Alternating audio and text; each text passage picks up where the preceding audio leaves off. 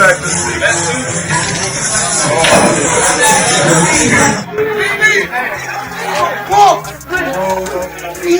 You supposed to be drunk. Man, You supposed to be mad at this. man, back dropping.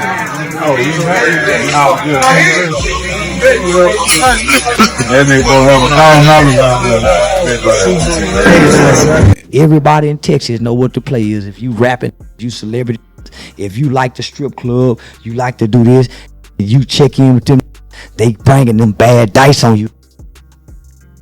Why you think the jeweler, they really couldn't get him? That's why they had, come on, homie. By formally accepting a federal plea agreement that, based on rumors circulating the streets, would have J. Prince and his notorious Dice team dead in the authorities' sights, Boozy Badazz has sent shockwaves across the game. Rappers have been the target of a high-stakes dice racket for years, and if what is being stated is accurate, this is much more than just a gun charge anymore. The crazy aspect is that the same federal agents who have been investigating the murder of Duke the Jeweler and the dice games played prior to his passing are now pursuing every single name connected to those evenings, including Boozy's. And now that he has consented to negotiate with the government, the question that everyone is asking is straightforward. Is Boozy merely defending himself, or is he going to reveal names that have the potential to dismantle one of the most dreaded hip-hop circles? J. Prince, who has been accused for years of controlling Houston's check-in culture, may be set to face the kind of federal heat you cannot just talk your way out of if the rumors are even partially accurate. The Globe is already speculating about whether Boozy simply added mob ties to the menu, but let us start there because that dice game when Duke died is the reason this plan is ending. You have probably heard the rumors of the supposedly friendly dice games that usually end with the house on top if you have lived in Houston long enough. Although dice games have long been a part of the underground culture in the city, the ones associated with J. Prince Jr. are a completely different species. These are not games played in somebody's basement. Rather, they are high-stakes affairs that are invite-only, have a lot of money up for grabs, and have a check-in procedure that ensures the house knows who is in the room. There is a catch to these games according to the streets. After luring rappers and high rollers into a private area, making sure the cocktails are flowing and the money is stacked high, and following their playbook, the mob ties let the dice do its magic. Charleston also discussed it, but few people paid attention.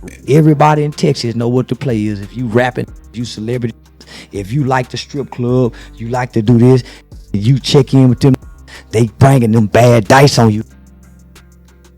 Why you think the jeweler, they really couldn't get him? That's why they had, come on, homie. Real Voice insiders claim that the arrangement is operated like a machine. The dice are not brand new, and the mob ties have 3 guys on the rotation. 1 rolls, 1 holds, and 1 swaps. The chances bend precisely where they want them to because they are prepared, weighted, shaved, and adjusted. The concept is straightforward. The house wins. J. Prince Jr. receives his share, which is said to be roughly 30%, and everyone else leaves with less money. However, this is where everything went wrong. Duke somehow obtains dice that was not intended for him, and all of a sudden he begins to hit thousands, then tens of thousands, until he is up almost $100,000. Additionally, the video shows it. Whispers begin, smiles fade, and the relaxed atmosphere becomes tense and deliberate because winning so much is not luck in a game that is meant to be lost. It is a problem. Duke is on his way to his automobile a few minutes later. Just him, no staff, no security. Shots are fired, and he disappears before anyone can comprehend what has happened. Cash was unharmed and jewelry remained on him, indicating that control, not robbery, was the goal.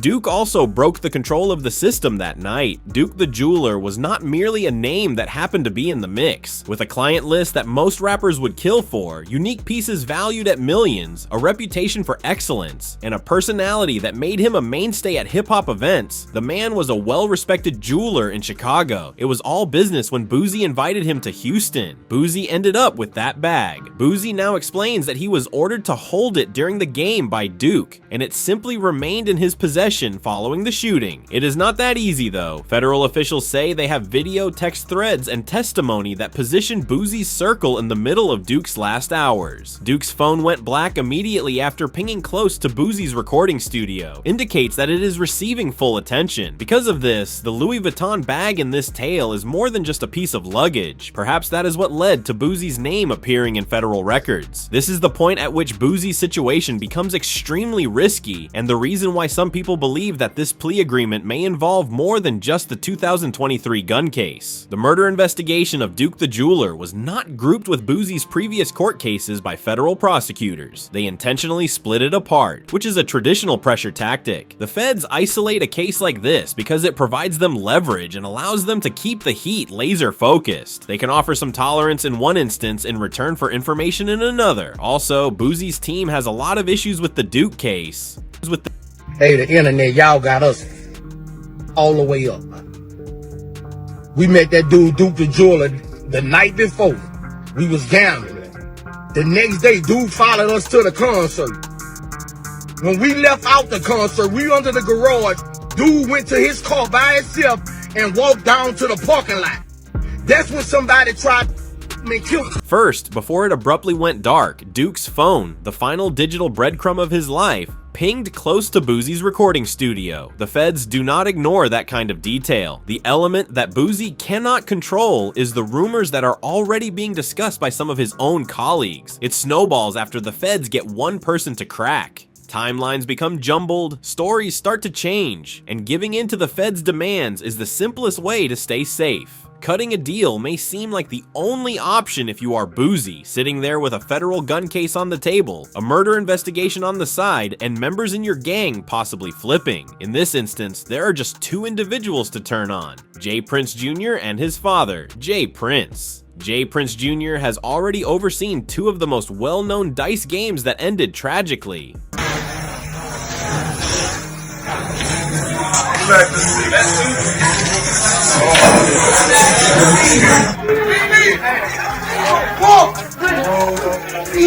We supposed to be drunk. Man, Lord. We supposed to be mad at this. Man, that's nothing.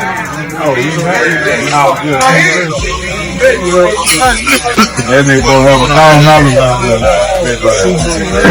down there. Dead hours after leaving a game, Duke the Jeweler Takeoff killed just in front of another. The same routine, other nights, different situations, bullets before dawn, big names, big money. Voices from the industry are also not holding back. J. Prince Jr. has been publicly accused by WAC 100 of operating risky setups that entice well-known rappers into games they cannot win unless the house permits them to. Charleston White has already been heard by you. They were dubbed night traps by him. Run with loaded dice and strict control, since a single bad roll or win could turn you into a target before you have ever had a chance to cash out. It depicts an ecology in which power struggles take place in the background and trust is a myth. Furthermore, it is impossible to overlook what has been going on behind the scenes once you begin discussing Houston's check-in culture, because it is not just the streets that are responding. Rumor has it that some musicians are discreetly withdrawing from Houston events completely, avoiding performances or appearances where there may be mob connections. J. Prince Sr. formally disputes that there is a requirement to check in. The pressure is there, according to sources, but it is now more subdued. Forced by J. Prince Jr. Yes Network, even the most courageous hip-hop artists are reconsidering if the risk is worth it in light of two high-profile deaths connected to dice games. Being caught in the crossfire is not the only thing that causes that terror. It has to do with getting sucked into politics. When the night becomes deadly, it matters who you are standing next to. Consider the Finesse 2X. He changed from publicly expressing his animosity